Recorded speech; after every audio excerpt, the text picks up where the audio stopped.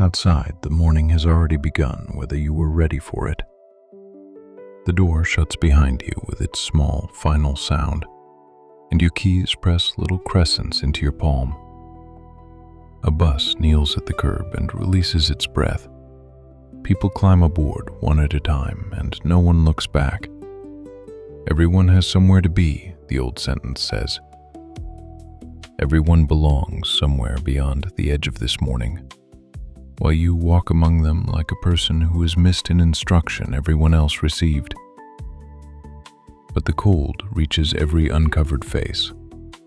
The same red light holds you all at the corner. The bakery vent sends warm, yeasted air across the sidewalk. For a few steps, there is only the sound of everyone walking. Many sounds, yet the pavement receives them without deciding which foot belongs to whom. Later, pale screen light settles over your hands. You answer what waits, while somewhere behind your face there is a room no one enters. A message remains unsent or unanswered, and silence begins to borrow the weight of every unanswered moment before it. The cool edge of the phone rests against your palm. Your breath enters without instruction. Before quietness is given a lifelong meaning, there is a smaller interval, barely a few seconds wide. I'll write the opening chapter as a self-contained, continuous narration at the requested length, preserving the exact delimiter format in the final output. I'll continue directly into the kitchen's first movements, keeping the earlier threshold implicit and ending on a quiet sensory turn rather than a conclusion. Outside, the morning has already begun without asking whether you were ready for it. The door shuts behind you with its small, final sound, and for a moment you stand on the step with your keys still in your hand. The metal presses little crescents into your palm. Someone across the street is locking a car. Someone else is walking quickly with a paper cup held close to their chest, as if the warmth inside it is a private emergency. You start moving because there is nowhere to stand that does not eventually become standing out of place. The pavement is dark in patches from last night's dampness. A bus kneels at the curb and releases its breath through the doors. People climb aboard one at a time, a woman adjusting the strap of her bag, a man with his eyes on the floor, a student pulling one sleeve over a cold hand. Then the doors fold shut and the bus takes them away. No one looks back. It is easy then to feel the old sentence forming inside you. Everyone has somewhere to be. Everyone belongs somewhere beyond the edge of this morning. And you are walking among them like a person who has missed an instruction everyone else received. Faces pass with their attention lowered. A pair of headphones, a key ring turning around a finger, a coffee cup with a lid already marked by a thumb. Their lives appear sealed behind these small objects, behind the private gravity that keeps each person moving at their own pace. You cannot enter the thought behind the woman waiting at the crossing. You cannot know whose name the man ahead of you has just seen on his phone. You cannot feel what it costs the tired-looking worker to keep walking toward the shop with its lights already on. So the distance between you seems immense. Not dramatic, not the kind that announces itself. Just a clear pane of glass you keep discovering between your body and every other body on the street. The crossing signal changes. A cluster of people steps forward at once, then separates on the other side without speaking. Their shoes make different sounds against the same wet pavement. Leather heels, rubber soles, a loose shoelace tapping against a sneaker. A delivery bicycle rattles over the curb. Somewhere nearby, a truck reverses with its patient warning tone again and again, as though the morning itself is backing slowly into place. You notice how quickly the mind makes an island out of a feeling. It takes the absence of a greeting, the lowered faces, the fact that no one pauses to ask what is happening inside you, and it gathers these ordinary things into evidence. See, it says, you are alone here. And perhaps you do need someone. Perhaps there is a particular voice you wish would find you in the crowd, a particular hand you wish would reach for yours without explanation. That wanting does not become less true because the street is full. Your chest still knows the shape of an unanswered space. But look at what carries even that ache. The cold reaches every uncovered face. The same red light holds you all at the corner. The bakery vent sends its warm, yeasted air across the sidewalk, and strangers breathe it without noticing. Hunger moves through all these bodies in its quiet variations. So does tiredness. So does the need to arrive somewhere, to be expected, to get through the next hour. The man with the keys is not simply a closed door. The woman with the coffee is not simply a stranger. Each of them is being moved by things they did not choose: the weather against their coat, the bus schedule, a bill, a child, a sore shoulder, the pull of breakfast, the thin pressure of time. And you are moving through it too. For a few steps, there is only the sound of everyone walking. Not one sound exactly, many. Yet the pavement receives them without deciding which foot belongs to whom. A bus exhales at the next curb. You feel the air shift against your sleeve. Then you keep going, held for one more block by the same morning that holds them all. By the time you arrive, the morning has folded itself into smaller sounds. A door opens on a warmer kind of air. Coats are hung, bags lowered beside chairs, cups set near elbows. You take your place among the usual surfaces: the desk with its faint scratches, the drawer that resists before it slides, the keyboard carrying a few grains of something from yesterday. Then you wake the screen. Its pale light settles over your hands. There are things waiting that can be answered. You answer them. A name, a question, a small request with a deadline attached. You find the needed file. You write the clear sentence. You send it. Another task follows, and then another. From the outside, you are moving through the hours exactly as a person ought to move through them. You remember what is required. You make the correction before anyone has to ask. You notice the detail others have missed. Your face performs its quiet agreements when someone passes by. And still, somewhere behind that face, there is a room no one enters. Nearby, voices rise and fall. Someone tells a story whose beginning you do not hear, and laughter comes suddenly, whole and easy from the other side of a partition or a row of desks. You can tell by the sound of it that people are leaning toward one another. A chair rolls back.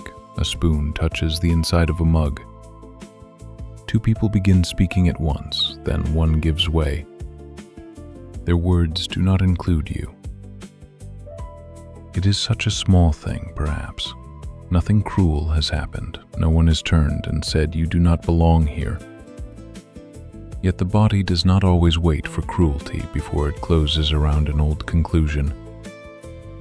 You keep typing while something inside you goes still. You make yourself useful.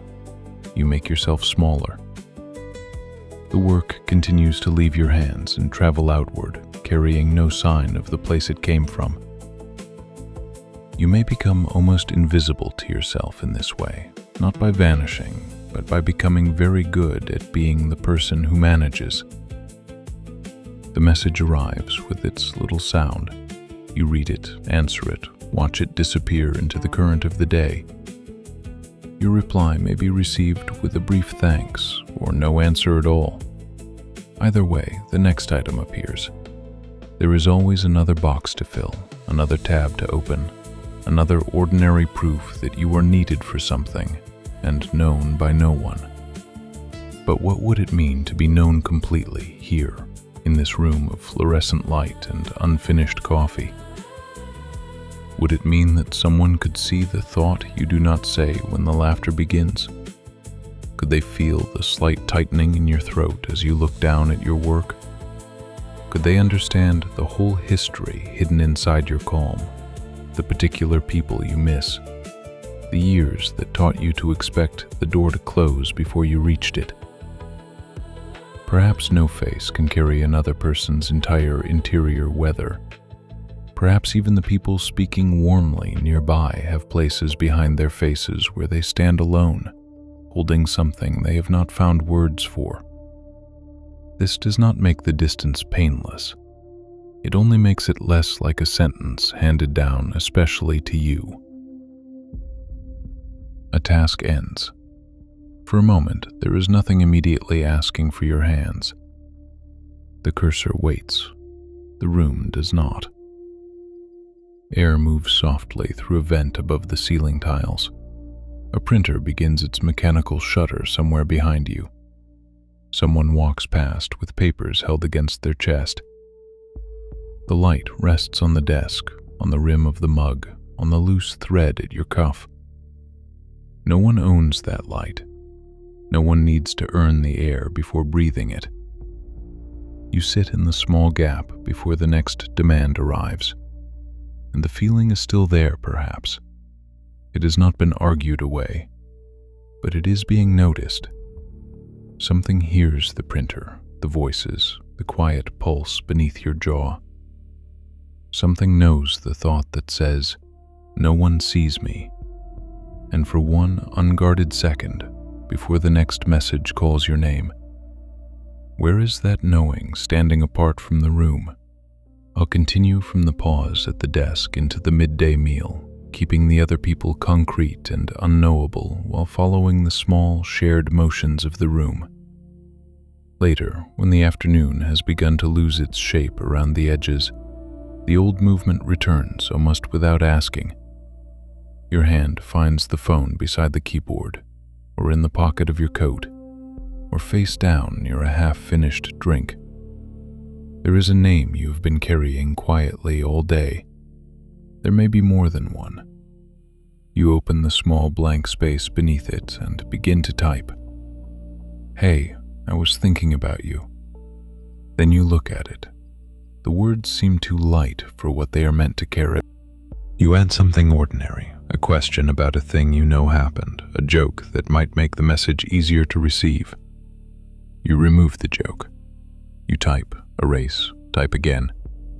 Your thumb rests above the send button as though it has come to the edge of a cold pool. What are you really asking for in those few lines? Not merely a reply, perhaps. Not the small gray mark that says your words arrived. You want the distance to give way. You want evidence that the room behind another person's face has, somewhere in it, a door that opens toward you. So you close the message without sending it. Or you send it and immediately regret the size of your own reaching. The phone goes dark in your hand. You place it down, pick it up again a minute later, then tell yourself you were only checking the time. Around you, the afternoon continues with its practical insistence. A chair shifts somewhere nearby, a tap runs in another room, traffic pauses and gathers beyond the window. A notification sounds that belongs to someone else, and your body listens before it knows why. When nothing changes, there is that familiar drop. It can be so quick you almost miss the moment it becomes a story. The unchanged thread, the absence of a name. A minute becoming 5, 5 becoming an hour. And then the mind, trying to spare you the uncertainty of waiting, begins to build something firmer from it. They do not care. You should not have tried. This is how it always is.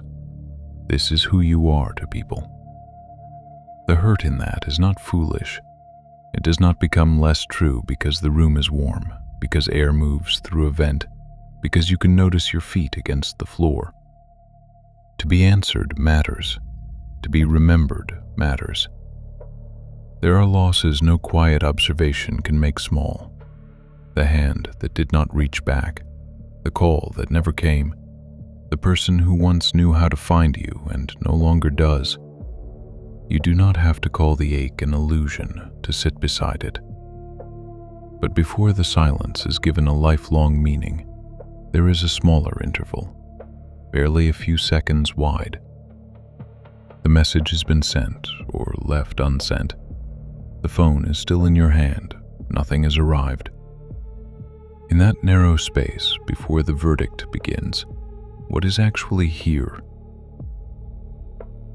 The cool edge of the case against your palm, your breath entering without instruction, the pressure behind your eyes, a distant door closing, the soft, unreasonable wish to be met. And you are meeting that wish, at least in this much. You have not turned away from the fact that it hurts. Perhaps the waiting does not say everything it seems to say. Perhaps another person is driving, sleeping, carrying groceries, standing in a line, unable to find the right words, or simply moving through a private hour you cannot enter. You cannot know. Not knowing may be painful, but it is not yet a sentence. The phone remains quiet. You can feel how quickly quietness asks to become a room with no exits, how one unanswered moment asks to borrow the weight of every unanswered moment before it. Yet the afternoon has not become only this. Somewhere a printer begins again. Someone clears their throat. Your own fingers loosen around the phone, then close once more. What happens if, just for one breath, you let silence be only silence before you ask it to tell you who you are? I'll continue from the unresolved afternoon pause into dusk, using the store's ordinary systems and strangers to widen the feeling without resolving the larger piece. I'll carry the waiting sequence from the store into the return home, keeping the attention on evening rituals and the unclaimed sounds that remain after the door shuts. Later, the small occupations begin to lose their hold. There is only so much arranging that can be done, only so many surfaces to touch, only so many minutes that can be carried from one end of the evening to the other by habit. And when the hands become still, certain things come nearer. A face from another time, a sentence that was never answered, the picture of someone else's life as it appears from the outside. Warm rooms, easy invitations, a name arriving on a phone at the exact right hour. It does not matter whether you know the picture is incomplete. The mind can make a sharp instrument from a fragment.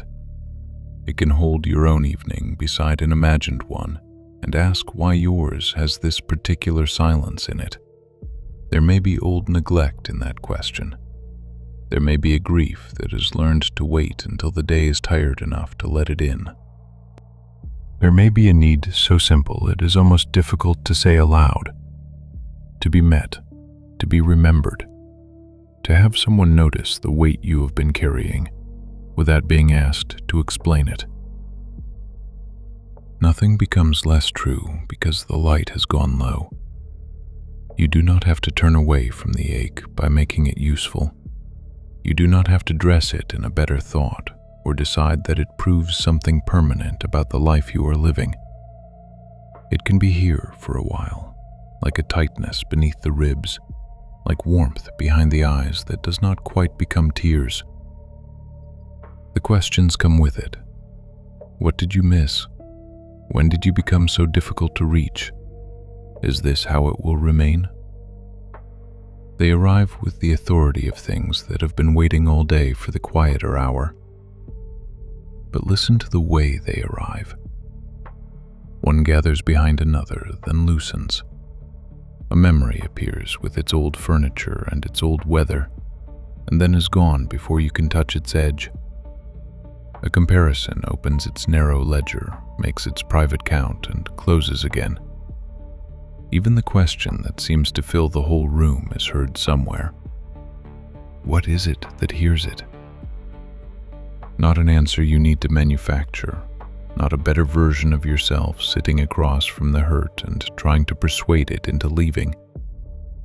Just this unnoticed capacity already present, the knowing of the chair beneath you, the dimness at the far end of the room, the ache taking its particular shape, the thought describing it, the breath continuing without asking whether the evening has been repaired. You are not required to be beyond any of it. The desire to be held is still the desire to be held. The unanswered thing remains unanswered. If loss has made a place in you, it does not vanish because you look at it gently. But perhaps it does not have to occupy every inch. Perhaps the room around it is not refusing you. Perhaps the sound that comes and goes beyond the walls, the settling of your own body, the simple fact that you can know this moment as it is, have not stepped away. For a few seconds before you decide what this feeling says about you, let it be only what it is, and notice what remains with it. I'll write the final chapter as a seamless nighttime continuation, carrying the listener into a concrete closing practice and the requested invitation without reopening the earlier movement.